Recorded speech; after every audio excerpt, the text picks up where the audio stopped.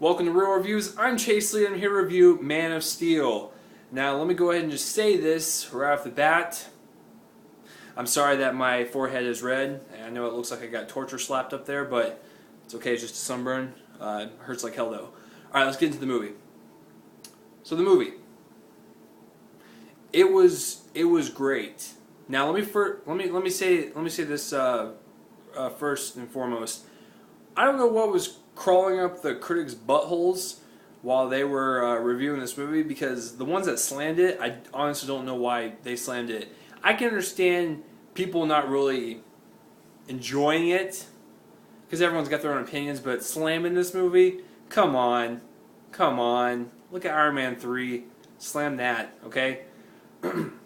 That's another thing. DC is going to come up around the corner and wipe Marvel clean if they don't watch out, because this is a great start to whatever the hell Warner Brothers has planned for the future. So, after a minute of rant, let's get this started.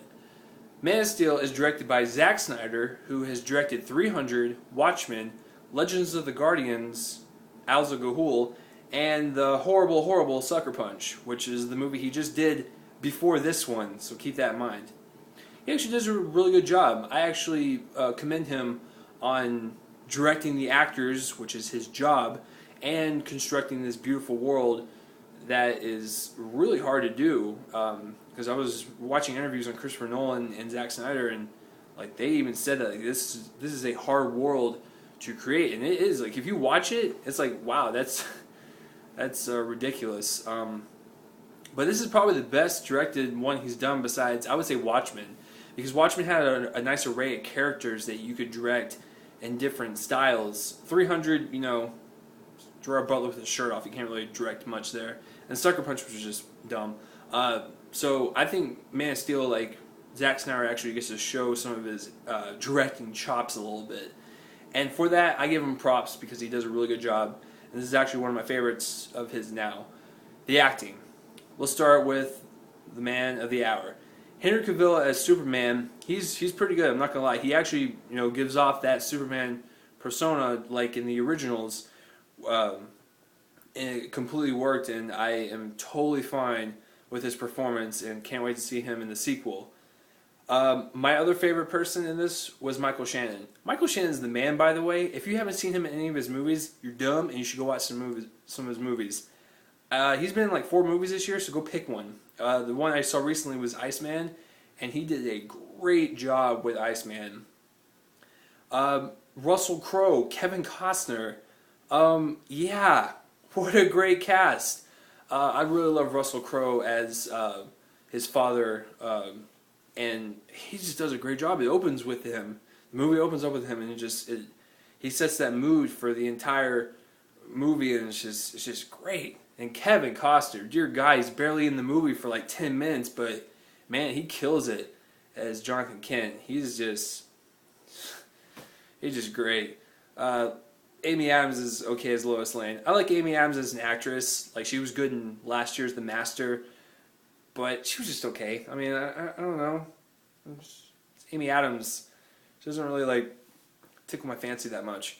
But the acting overall was very, very good, especially for this type of movie. Because if you look back on it, the original Superman movies, they're cheesy. They're cheesy. Get over it. Okay? This one's grounded in reality, and it shows. So, those critics, man. Those critics. Cinematography. When you go into a Zack Snyder movie, you expect pretty good cinematography. And, oh yeah, you get it with this one too. When you mix in with Zack Snyder's creativity and Christopher Nolan's like shepherdism and looks over everything, you're going to get a good movie. And the way they shot this movie, it actually was just with one camera. Yeah, they shot with one camera, and it was handheld. So, a little known fact about that.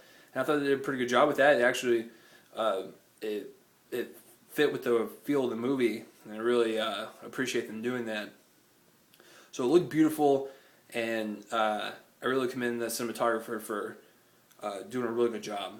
The special effects. The special effects. If you don't know who Zack Snyder is, he's very effects heavy. Case in point, 300 was like 80% green screen.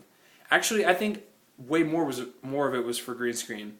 A little fact on that: I think it took them like 2 weeks to shoot all the actors and all their scenes, and then it took them almost 3 years to do the effects for all the green screen, and that's ridiculous.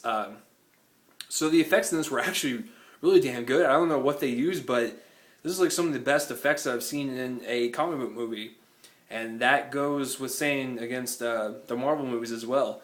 I think that this one, there's just something about those effects that was really good for that world that it was created in. The editing, it actually flew by really fast. The movie was 2.5 hours long, and you were engaged throughout the entire thing. I was not bored. I enjoyed myself, and there's a lot of action in it, so you can't really fall asleep. Then, if you do, then you have narcolepsy, and you shouldn't be watching movies.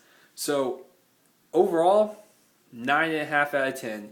I think this is a good representation of a comic book or graphic novel in general that is so far up in fantasy world that it brings down to reality, and it's actually portrayed the best way possible. The one thing that was kind of strange to me throughout the entire thing was the product placement. But if you watch the interviews, they say, you know, we wanted to ground him in reality, so we want to put realistic places, and I'm fine with that. It just felt a little weird to me, but it doesn't steal away from the movie at all. The music by Hans Zimmer, that was great music. That's actually better than the actual Superman theme song from John Williams. So let all the hate comments fly my way, because I'm saying it right now. That was better than John Williams' score. I don't know what to say. Okay? Whatever. So 9.5 out of 10. Have you guys seen Man of Steel? Because I know most of you have. Comment in that place that's right below my face and tell me what you thought of it and why you think critics hated it so much, or why critics loved it. I don't know. What's your point on that too? Because I would like to know as well. That was a lot to talk about, but it was a great summer movie. And you know what? Marvel has got to run for its money, okay? Watch out. I'm a fan of both worlds, don't get me wrong. I love the Avengers. I love that whole world set. But if Warner Brothers goes on the right path, they can create something good. And I truly believe that. So thanks for watching Real Reviews. I'm Chase Lee, and tune in next time for whatever I review next.